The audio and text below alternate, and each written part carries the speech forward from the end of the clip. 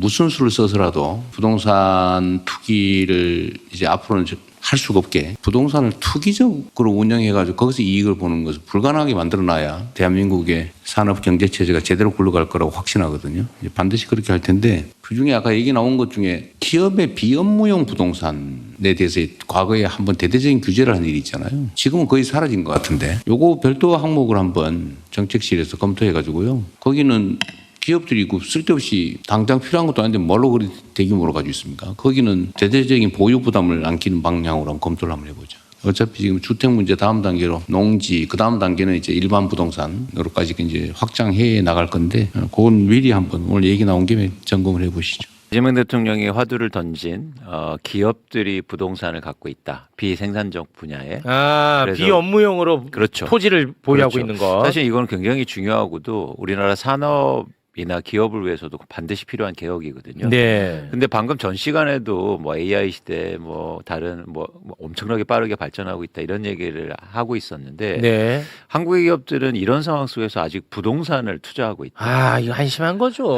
이게 지금 뭐 어떻게 하자는 이거 미래가 없는 겁니다. 그렇죠. 그런 차원에서는 이런 어떤 생산적 금융으로의 큰 방향 전환을 얘기하고 있는데 네. 그러기 위해서 기업들의 비업무용 부동산 이런 것들에 대해서 변화가 필요한 거에 대해서 그렇습니다. 오늘 좀 말씀을 드리고자 합니다. 야, 그러면은 뭐 말 나온 김에 네. 그 대통령의 발언을 잠깐 좀 듣고 오겠습니다. 네.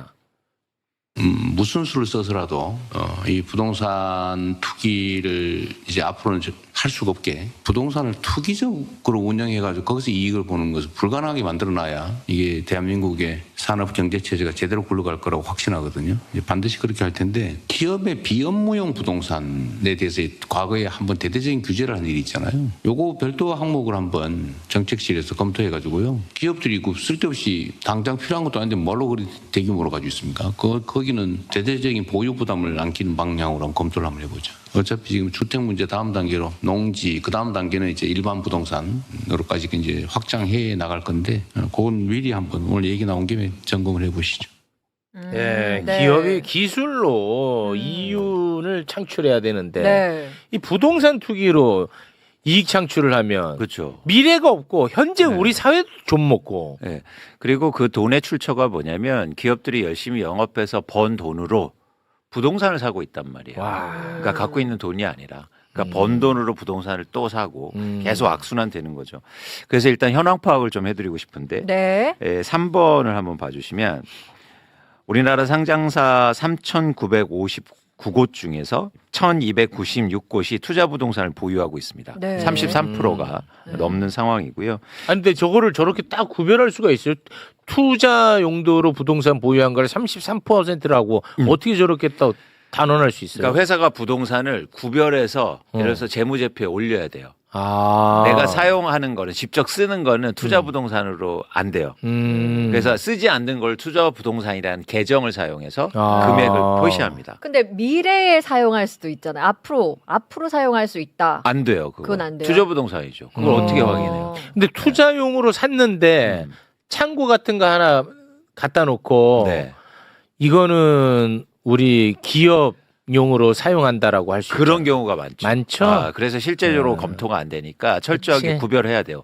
그러니까 앵커님 말씀하신 대로 투자 부동산인 거를 그러니까 반대로 내가 사용하고 있는 걸 투자 부동산으로 하는 경우는 없어요. 그거 없지. 없어요. 네. 왜냐하면 세금을 더 많이 내야 되거든. 그렇지. 근데 반면에 투자 부동산인데 몰래 내가 사용하는 것처럼 쓰는 경우는 업무용으로 쓰는 거 이런 많지. 경우까지 포함하면 엄청 많겠죠. 아. 그래서 또 하나 이제 문제는 뭐냐면 예를 들어서 심지어요. 법인 1,600곳이 아파트도 보유하고 있습니다. 와. 아파트. 와. 그래서 공시가격 9억 원 이상의 아파트를 보유하고 있는 법인이 1,600곳이 되는데요. 와. 보유주택이 무려 2,630채예요. 그 공시가격 합은 뭐냐면 5.4조 원이 넘습니다. 와. 예를 들어서 그래서 주택 한 채당 평균으로 20억 원이 넘어요. 와. 그런 아파트들을 법인들이 갖고 있어요. 법인들이 심지어 100억 원이 넘는 초고가 아파트를 갖고 있는 법인들도 부지기수입니다. 그거는 혹시 또 장부상으로는 뭐 직원 복지를 위해서 갖고 있다. 그렇게 했겠죠. 맞아? 맞아요. 아. 그러니까. 야, 직원복지 되게 그- 비싼 데다 해놨네. 그 직원복지를 100억 원 아파트에 하는 직원복지 너무 그렇게 해놓는구나 또. 그렇죠. 내가 그래서 세금 그걸- 적게 내는 아이고. 거죠. 이런 것들을 이제 조사해서 예를 들어서 아까 3페이지 한 번만 더 보여주세요. 상장되어 있는 회사가 있습니다. 이산업이라고. 저 회사는 전체 자산이 2,696억 원이에요. 네. 지난해 말 기준. 네. 그 중에서 무려 76% 2천억 원이 넘는 돈을 투자부동산으로 갖고 있어요. 아, 요거는 실제 기업이고 실제 상장 기업이에요? 네. 와. 그러니까 자산은 2천억이 넘는 엄청난 자산을 갖고 있는데 돈 벌어서 족족 부동산만 산 거예요. 와. 그러다 보니까 어떤 일이 벌어지냐면 이렇게 자산이 많은 회사인데 시가총액이 400억 원밖에 되지 않아요. 아, 이런 회사는 왜 상장을 했어 그러면? 맞아요. 그거죠. 그러니까 이게 어떤 문제를 일으키냐면 이런 상장사들이 주식시장에 있으니까 한국의 주식시장이 저평가된 거예요. 그렇지. 그 돈 벌어서 다 투자부동산 사고 있는데 누가 그 평가를 해주겠습니까? 주식을. 와, 진짜 부끄럽다 이거는. 예, 그렇죠. 이런 전반적인 게 바로 부동산 공화국을 사실 만들었거든요. 그러니까 개인뿐만 아니라 뭐 투자하고 투기하는 개인뿐만 아니라 우리나라 기업들도 부동산 투자하고 투기했다 이런 거죠. 네. 그런데 이런 상황이 저희가 조금 이제는 어떤 문제가 있는지를 좀 구별할 필요가 있는데 4번을 한번 보여주세요. 이런 기업들이 비업무용 부동산을 보유하고 있는 게 무슨 문제냐? 첫 번째는 뭐냐면 아까 말씀드린 것처럼 기업들이 번 돈으로 비생산적인 부분에 투자하다 보니까 생산적 부분에 대해서 투자를 안 하고 있어요. 그렇지. 그렇지. 그러니까 미래가 없는 거예요. 어, 네. 맞아. 그냥 손쉬울게 부동산 하면 돈 벌겠지. 돈 버니까 이렇게 실제로. 하고 있는 거죠. 그러다 보니까 두 번째 그런 기업 가치들이 계속 하락해요. 그렇습니다. 그러니까 주가 안 오르는 거죠. 쉽게 네. 말해서. 그리고 세 번째는 뭐냐면 이게 되게 또 심각한 겁니다. 뭐냐면 자기 돈으로만 부동산을 사겠어요? 은행에서 다 대출해줘요. 또 대출받아. 와. 그러니까 우리나라의 금융이 이런 또 비생산적인 분야에 대출을 하다 보니까 산업 자본이 없어져. 정작 중요한 곳으로 돈이 흘러가지 못하고 있는 와. 그러다- 이런 데는 어차피 부동산은 오를 거라는 확신이 있으니까 쉽게 빌려줬겠네. 또 하나 에이구. 담보가 확실하다고 담보 확실하잖아. 생각하니까. 부동산이니까. 그러니까 너무 쉽게 그냥 뚝딱뚝딱뚝딱 해서 대출해줘. 아유, 부끄럽다 진짜. 이게 대한민국 좀 먹는 거야 이 전체가 다. 맞습니다. 그러다 보니까 실제로 내가 좋은 기술 만들고 AI 같은 거 해서 나 기업을 만들고 싶어요. 스타트업 하고 싶어요 해서 은행에서 돈 빌리러 가면 못 빌려. 안 돼요. 어. 담보를 뭐 있어요? 하고 있어요. 아. 이게 전체적으로 우리나라 산업의 생태계를 문제를 일으키는 거죠. 또 한 번 더 볼게요. 4번은 뭐냐면 그러다 보니까 불평등이 심화되는 겁니다. 누군가는 담보를 통해서 대출을 일으켜서 또 돈을 벌고 부동산으로 돈을 벌다 보니까 격차가 계속 커지는 거야. 그러네. 이런 사회적인 문제도 사실 여기에 있던 거죠. 아, 이걸 이제 바꿔보겠다는 거예요. 굉장히 중요한 이슈네. 맞아요. 그러니까 우리나라 산업의 생태계뿐만 아니라 네. 금융에 생산적 금융에 전환할 때도 그렇습니다. 굉장히 중요한 부분이죠. 네. 네. 근데 이건 뭐 꼼수로 다 피해갈 수 있을 것 같아. 이게 대통령이 지시하더라도, 우리 이거 업무용인데요? 뭐 이렇게 맞아요. 할게. 그래서 맞아요. 최소한 이거를 꽉꽉 다 막아놔야 될 것 같은데. 맞아요. 뭐 예를 들어서 기업에는 최소한 주택 보유는 이거는 업무용으로 인정하지 않는다든지. 맞습니다. 그러니까 좋은 방향이죠. 어. 예를 들어서 기숙사를 짓는 건 뭐라고 안 해요. 기숙사 지우는 근데 거. 막 강남에 아파트를 갖고 있어. 그거 안 돼. 이런 데 되게 많거든요. 이건 안 돼. 안 돼. 안 돼. 원천적으로 안 되게 예. 해야 돼. 그래서 용도를 직접 물어가면은 예를 들어서 비용이 많이 들잖아요. 조사하고 이런 게. 네네. 그러니까 아예 그냥 그렇게. 원천적으로. 그렇죠, 그렇지. 일반적으로 그건 통용이 안 되잖아요. 말이 안 되죠. 그런 것들을 이제 우리가 도입해서 규제를 하고 세금을 물려야 된다. 이런 얘기를 사실 이재명 대통령이 하고 있고 네. 정부도 그런 방향으로 갈 가능성이 있어 보입니다.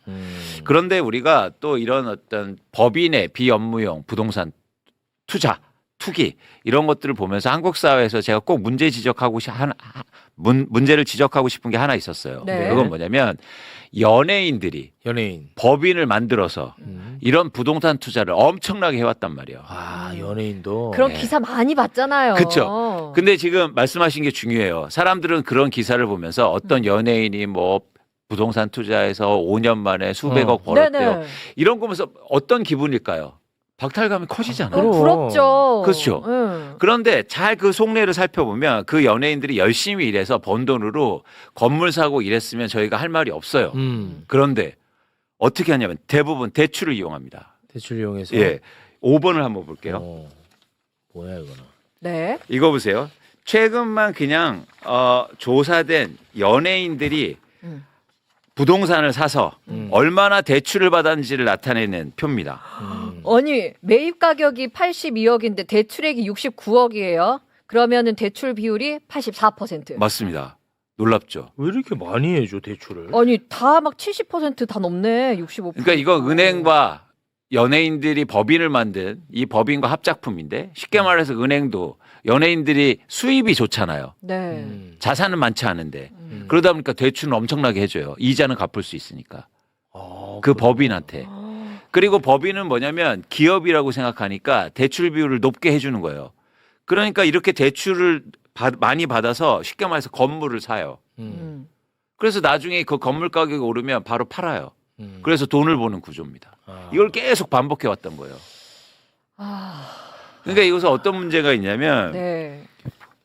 그러니까 아까도 똑같은 문제예요. 쉽게 말해서 지금요. 무주택자가 내가 내 집 마련해야지 해서 은행에서 돈 빌리러 가잖아요. 그러면 6억 원 이상 대출 안 해줍니다. 네. 수도권에서. 그런데 연예인이 가서 우리 법인에서 건물 살 테니까 대출 좀 해세요 하면은 70% 이상을 대출해 준다는 거예요. 엄청난 레버리지 효과를 내는 겁니다. 그런데 예를 들어서 연예인이 샀다고 그러면 어떻게 됩니까? 그 건물 가격이 오르겠죠. 그리고 어떻게 하냐면 또 자기가 쓴다고 그래서 기존에 뭐 거기에서 영업하시는 분들이 이사 가야 되고 그 건물 리모델링하고 세려 지어서 그래서 네. 5년 만에 그냥 팔아버려. 근데 법인이 사고 팔았기 때문에 또 법인세 특혜가 있고 거기에서 관련된 비용들 다 비용으로 산정해주고 그러니까 돈을 엄청나게 버는 거예요. 안 하면 바보네. 맞습니다. 그래서 다들 이렇게 하는 거예요. 그래서 다 이렇게 하네. 안 한 사람이 없어요. 제가 볼 때. 거의야. 그러니까 여기 이름 있는 사람들 뭐 비난하라고 이런 게 아니라 그런 게 아니에요. 여건 되면 다 한다는 거야. 그 여건을 이렇게 하게끔 우리나라 이 제도를 고치자는 거야. 그래. 그 그게 사람을 핵심이에요. 비난하지 말고. 비난하는 게 아니에요. 그러면 안 한 사람이 바보가 되는 거예요. 맞아. 왜 안 해요? 그럼 대출 다 해주죠. 그죠? 이자만 갚으면 되고 나중에 건물 가격 오르면 다 크게 돈 벌 수 있으니까. 이재명 대통령도 부동산에 대해서 가장 많이 하는 얘기가 뭐냐면 그 개인을 비난하는 게 아니다. 비난하는 게 아니야. 그런 부동산 투자와 투기를 방조한 정책, 그렇지. 오히려 부추긴 그렇지. 제도를 우리가 바꿔야 된다. 그 얘기를 하는 거예요. 그 얘기를 하는 겁니다. 그래서 우리는 계속 이런 신문 기사에 노출돼 있습니다. 6번을 한번 보실래요? 최근에 누가 100억 살 빌딩 사서 5년 만에 대박을 냈습니다. 11년 만에 130억 벌었습니다. 심지어 어린이 유튜버는 최근에 6년 만에 뭐 70억 뛰었다. 네. 이런 뉴스를 보면서 네네. 우리 아이들과 그리고 우리 서민들은 어떤 생각을 갖게 되겠습니까? 그러니까 이러니까 우리가 흔히 이런 얘기를 하잖아요. 뭐 나의 꿈은 건물주다. 그런 나라에 무슨 희망이 있습니까? 맞습니다. 건물주가 다 꿈이래. 이런 것만 계속 나오니까. 그러니까 그 건물주를 꿈처럼 만든 제도가 있었다는 거예요. 그렇지. 근데 거기에 전 핵심은 제도뿐만 아니라 금융기관이 있다. 금융이 핵심이야. 맞아요. 그래서 생산적 금융을 계속 얘기하는 거예요. 계속 숨쉽게 돈 버는 거예요. 이자 벌어서. 그렇지. 그래서 지금 은행들이 수조 원의 돈을 벌고 있거든요. 은행이라는 것은 우리 국가에서 특혜받는 기업입니다. 맞아요. 근데 공공의 어떠한 일도 하지 않아. 맞아요. 공익적인 일을 해야 될 거 아니야. 맞습니다. 특혜로 맞습니다. 이 사업을 하고 있으면. 예를 들어서 미국 같은 은행들은요, 이제 완전히 좀 탈바꿈 돼 있는데, 인베스트먼트 뱅크라고 바꿔요. 그러니까 무슨 얘기냐면, 이제 산업에다가 적극적으로 투자하고. 그렇지. 이런 방식. 근데 대한민국 은행은 아직도 부동산에 대해서 그냥 대출해주고, 그냥 앉아서 돈 벌고 이러고 있단 말이에요. 완전히 바꿔야 된다. 그러기 위해서는 이런 제도라든지 방법이 없어져야 돼야죠. 그래서 7번을 보면, 요것만 네. 이제 정리해서 보면, 이렇게 연예인 부동산 투자의 특징은 뭐냐면 개인 명의가 아닌 법인을 활용해요. 그래야 대출을 많이 해주기 때문에. 네. 그래서 법인이 사면 어떻게 됩니까? 대출 이자, 건물 관리 비용들이 다 비용으로 산정이 돼요. 아, 그럼 또 세금 안 내는 겁니다. 그러다 보니까 개인이 부동산을 사고 팔 때는 세금을 많이 내야 되거든. 그런데 법인으로 사다 보니까 법인세가 적용받아. 그러니까 이게 공정하냐는 거예요. 이건 불공정이야. 그렇죠. 이런 문제를 먼저, 그러니까 이건 분명히 바로 바꿔낼 수 있어요. 예를 들어서 비업무용 부동산이라고 판단하고 이렇게 과도한 대출을 하지 못하게 해주면 된단 말이에요. 그럼 이거 금방 바꿀 수 있거든. 네네. 이런 것들을 먼저 바꿔보자는 얘기죠. 아니 이거 법인 명의로 사면 법인이라는 것은 사업의 범위가 있을 거 아니에요. 그렇죠. 그 사업과 관련성 없는 것을 사는데 이걸 왜 특혜를 줘? 대출해 줄 때 아니 그러니까 어떤 특혜요? 법인으로 왜 해주냐고. 대출해 줄 때도 그렇고 법인세도 그렇고. 예를 들어서 건물을 살 때 우회층 뭐 4층이나 5층은 사무실로 쓰는 거예요. 아 자기 사무실로 쓰는 거야. 그쵸. 아. 그렇게 하는 거죠. 아 그렇게. 네. 그러다 보니까 또 자기가 쓴다고 그래서 아까처럼 가게들을 내쫓고 다시 리모델링하고 그 다음에 또 거기를 파는 거죠. 그리고 5년 만에 팔고 막 이렇게 나가버립니다. 이런 것들이 이런 일들이 굉장히 많다. 비단 그러니까 연예인 개개인의 문제를 얘기 드리는 게 아니에요. 다시 그렇습니다. 강조드리지만. 아 자꾸만 그 나보고 아까 그 띄워준 거 있잖아요. 그 자료 네. 5번 자료. 네네. 여기 뭐 연예인 이름이 있잖아. 최욱이가 이것도 같은 연예인이라고 이 연예인 비판 안 한다고 하는데 같은 연예인 아니야. 왜요? 왜? 이 사람들은 슈퍼스타고. 그렇지. 동료 의식도 없고 동료 의식도 없어. 아니 최욱 앵커가 연예인이에요? 언론인이지. 나는 그냥 네. 이 시대의 영웅이야. 아씨.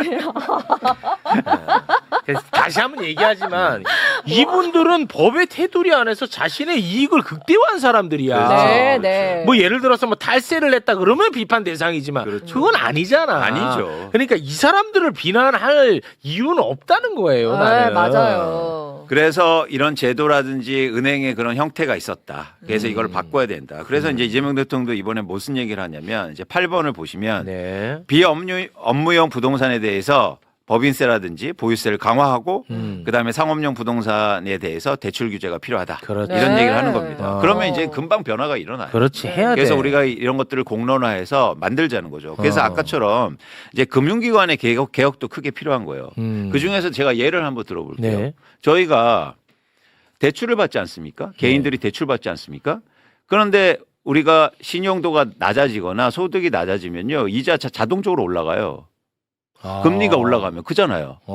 그런데 내가 소득이 올라가고 신용이 좋아지잖아요. 그럼 내가 꼭 금리 인하를 요구해야 돼요. 아 자동으로 반영이 안 되고. 네. 놀랍지 어. 않습니까? 그러니까 뭐냐면 금리가 올라갈 때는 알아서 지네들이 올라서 이자 다 받아가. 근데 내가 신용도가 좋아졌어. 그리고 이제는 월급도 많이 받게 됐어.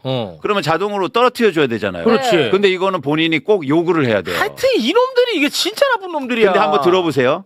지금 한국의 은행들은 우리가 갖고 있는 예를 들어서 의료보험이라든지 소득 자료를 다 갖고 있어요. 그래서 앉아서 대출 받아. 그러니까 얘네들이 신용도를 따로 고민할 필요가 없단 말이에요. 비용이 크게 안 들어요. 네. 이해하셨죠? 전 네. 세계에 이런 나라는 없어요. 그러면 우리가 소득이 올라갔을 때 자동적으로 금리도 인하해 줘야 되는 거 아닙니까? 그렇습니다. 근데 꼭 요구를 해야 돼요. 요구하게. 이거 바꾸자. 바꿔. 자동적으로 인하해 주자. 이거예요. 왜 금리는 인상 이런 것들을 바꿀 게 너무 많아요. 우리는 금융개혁이 진짜 필요합니다. 금융개혁이 중요하네. 네. 아이고 이 얘기를 왜 이제 했대? 금융개혁이 이 부동산 정책하고 연동돼 있네. 맞아요. 오. 왜냐하면 부동산을 사고 이렇게 상업용 부동산에서 돈을 많이 벌려면 부동산 투자의 비법이에요. 뭐냐면 대출을 많이 받을수록 수익성은 올라가니까. 내 돈으로 다 사는 사람들은 없습니다. 그래서 금융만 사실 제대로 흐름을 만들면 부동산 개혁은 의외로 쉽게 갈 수 있어요. 그래서 이재명 대통령은 계속 금융 개혁을 같이 얘기하는 거예요. 금융개혁으로 같이 가야 네. 돼. 그래서 큰 두 축이에요. 뭐냐면 우리가 이거 볼게요. 1번. 금융개혁 간다. 1번. 1번. 이게 어제 이재명 대통령이 SNS에 올린 글입니다. 네, 일요일에. 네, 생산적 금융 강화는 피할 수 없는 길입니다. 남의 돈으로 부동산 투기에 돈 벌면 열심히 일하는 사람들은 의욕을 잃습니다. 세제, 금융, 규제 정상화를 통한 부동산 투기 제로 구현은 얼마든지 가능하고 또 반드시 해야 합니다. 그렇습니다. 이게 네. 같은 축으로 간다고요. 세제와 금융은 같이 간다. 그래서 저희도 계속 강조하는 거지 않습니까? 네. 이번에 링크한 이것도 한번 볼게요. 1주택자 전세대출 14조 원 만기 연장 제한 타겟. 자, 이게 무슨 얘기냐면 네. 뭐예요? 자, 제가 전세를 살아요. 그런데 전세 대출을 받을 수 있잖아요. 네. 그러면 그 대출을 받아서 전세 낀 아파트를 사요. 이해하셨어요? 자, 다시 해봐. 자, 최욱 앵커가 체육이야. 자, 지금 전세 살고 있잖아요. 최근에 올려줬죠. 나 전세 살고 있어. 올려줬어. 올려줬어. 그런데 그 전세 보증금에 대출을 받을 수 있다고요. 전세 보증금을 대출 받아서 줄 수 있다. 네. 그렇지. 그렇죠. 근데 예를 들어서 10억의 전세 보증금이 있어. 10억짜리야. 그러면 5억의 대출을 받을 수 있단 말이에요. 5억 대출 받아. 근데 받아서 전세 보증금으로 쓰는 게 아니라 그 5억을 다른 집을 전세 낀 아파트를 투자로 살 수 있다고요. 이해하셨죠? 네. 그걸 얘기하는 거예요. 1주택자 전세 대출. 1주택자인데 비거주한 사람들이 전세 대출을 받아서 그 집을 투자로 갖고 있다는 거예요.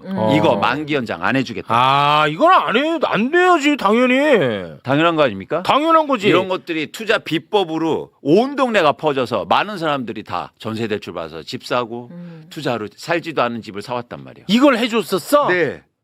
아이고. 그러니까 사실 얼마나 은행들이나 얼마나 쉽게 대출을 받아서 집을 그동안 사왔습니까? 투자로 살지도 않은 집을. 이거를 허용을 해줬었어. 네. 그러니까 어떻게 되냐면 레버리지가 극대화되는 거예요. 그러네. 부동산 시장에. 그래서 돈만 조금만 들어와도 이게 계속 굴러가면서 시장에 부동산 시장을 올린 이유가 된 거예요. 그러니까 이런 것들을 안 해주겠다는 거예요. 근데 이걸 허용해 줄 때 전세 대출이라는 이름으로 허용을 해줬어요? 그렇죠. 왜? 말이 안 되는데? 전세 대출이니까. 근데 구별이 안 되잖아. 그걸 전세금으로 그렇지. 썼는지. 그 구별이 안 되나? 네. 그 입증을 하라고 하면 안 됐나? 할 수도 있는데 구별이 안 된다고. 예를 구별이 들어서 안 제가 돼. 10억이 있어. 근데 전세금으로만 5억 쓰고 5억 대출 받아서 써. 근데 나머지 내 돈으로 5억 저기다 집 사는데 쓰는 거예요. 구별이 안 되는구나. 네. 그러니까 이런 것들이 투자 비법이 된 거야. 이렇게 하면 집 살 수 있습니다. 이렇게 하면은 투자로 할 수 있습니다. 투기할 수 있습니다. 이런 거죠. 이러면서 금융은 엄청나게 돈을 벌어왔단 말이에요. 근데 이거 이제는 못하게 하겠다는 못하게 겁니다. 하겠다. 너무 당연한 거 아닙니까? 너무 당연한 거다. 너무 집은 거주하는 사람들한테만 대출해 주겠다. 그렇지. 이거예요. 네. 네. 투기로 갖고 있어서 대출 받아서 특히 이거잖아요. 남의 돈으로 투기하지 말라. 네? 하고 싶으면 자기 돈으로 하란 말이에요. 그렇습니다. 네? 대신 세금 정당하게 내면서. 정당하게 네. 내고. 예. 그래서 지금 우리가 조금씩 바뀌는 것 같지만 어쩌면 큰 변화가 일어나고 있다. 그런데 이 금융이라는 게 진짜 높은 벽이에요. 금융이 제일 어려워요. 네, 진짜로요. 그래. 왜냐하면 돈을 벌잖아요. 그러니까 두 가지 측면에서 이게 높은 벽인데 첫 번째는 뭐냐면 네. 금융은 규제로 만들어진 산업이에요. 그렇기 때문에 엄청나게 노비를 한단 말이야. 금융제도만 조금 바뀌어도 내가 돈이 확확 달라지거든. 네. 그래서 그 일종의 카르텔이나 이 로비 구조가 너무나 복잡해요. 그래요. 두 번째는 아주 손쉽게 돈을 벌잖아요. 네. 돈으로 돈을 버니까. 그렇지. 그러니까 이게 얼마나 생기겠습니까? 그잖아요. 네. 이거를 넘기가 너무 힘들어요. 이게 어렵구나. 네. 네. 그래서 이 부분에 대해서 조금씩 뭔가 변화를 일으키는 게 사실은 그동안 굉장히 힘든 거예요. 아까도 너무나 당연한 것들이 잘 안 돼. 어떻게 금리나는 내가 은행 가서 직접 요구하고 그러면 왜 우리가 이렇습니까? 은행 가면 왠지 쫄리지 않아요? 쫄리죠. 아니 우리 고객이에요. 내 돈으로 니들 장사하면서 왜 나한테 자꾸 근데 이상하게 기가 죽어. 은행 가면 맞아. 번호표 뽑고 한참 동안 기다려서 막 이렇게 불만이 쌓여도 꿋꿋하게 기다려야 돼. 그 눈치 보고. 가서 이상하게 기죽어서 가면 거기서 이렇게 하면서 대출 안 돼요. 맞아. 네? 네. 이런 거 하지 마세요. 이러고 있어. 대출 받아서 우리가 이자 꼬박꼬박 내면서 돈 벌면서. 우리 돈으로 빌려주면서. 와, 그게 충격적이지 않습니까? 은행 아무튼 금융개혁이 어렵네. 진짜 어려워요. 왜냐하면 이 돈이 되는 산업이어서 그걸 넘기가 너무 힘들단 말이에요. 심지어 금융개혁이 개혁 테이블 위에 올라오는 것도 많이 못 봤어. 맞아요. 매불쇼도 오늘 처음 다루는 거 그쵸. 같은데. 금융개혁. 제가 예시를 말씀드리면 국정기획위원회에 제가 자문위원이 있었는데 이거 인수위였지 않습니까? 네. 그때 제가 경제 1분과에 있었는데 네. 그래서 금융개혁을 논의하는 곳이었어요. 그런데 제가 이런 얘기들을 했어요, 사실. 예를 들어서 다주택자라든지 투자로 갖고 있는 사람들 대출 나간 거 회수해야 된다. 그걸 왜 연장해주고 있냐. 그렇지. 그걸 지금 조금씩 하고 있다는 거예요. 두 번째 뭐냐면 금리나 요구를 왜 우리가 해야 되느냐. 그렇지. 알아서 해달라. 그것들이 다 충격을 받고요. 그런 나라가 없대요. 그리고 예를 들어서 그런 적은 없대요. 그런 일은 있을 수가 없대요. 다 이렇게 똑같이 얘기합니다. 근데 그 라운드 테이블에 앉아있는 사람들이 누구냐면 예를 들어서 은행 관계자들, 증권 관계자들, 그리고 그거를 용역하는 교수들. 그러니까 무슨 변화가 일어나요. 네. 그 교수들한테 용역을 맡기는구나.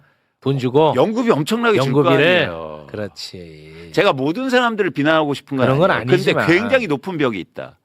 그런데 그거를 조금씩 깨고 있다는 겁니다. 이건 전 대통령만이 할 수 있다. 우리나라 기업 세 곳 중 한 곳이 본업보다 부동산 사는데 더 열심히 일하는 사실 알고 계셨나요? 일부 기업들은 서직원 복지라는 이유를 내세워 100억짜리 초고가 아파트를 회사 명의로 사들이고 세금까지 줄이는 방식으로 활용하고 있다고 해요. 연예인이나 자산가들은 수십억 대출을 받아 빌딩을 사서 값이 오르면 팔아서 큰돈을 버는데 일반 직장인들은 집 한 채 사려고 대출 몇 천만 원에도 허리가 휘는 게 현실이잖아요. 은행은 이런 부동산 거래에 돈을 계속 빌려주면서 이자 수익을 챙기고 그 사이 반도체나 AI 같은 미래 먹거리 산업에 들어가야 할 돈과 관심은 줄어들고 있고요. 그래서 업무와 관계없는 부동산을 잔뜩 쌓아둔 기업에는 세금을 더 무겁게 매기고 은행 대출도 생산적인 곳에 흘러가도록 제도를 바꿔야 한다는 목소리가 커지고 있어요. 지금 이 구조를 그대로 두면 열심히 일하고 공부해도 내 집 하나 갖기 어려운 현실이 우리 다음 세대까지 이어질 수 있거든요. 공감하셨다면 구독과 좋아요 부탁드립니다.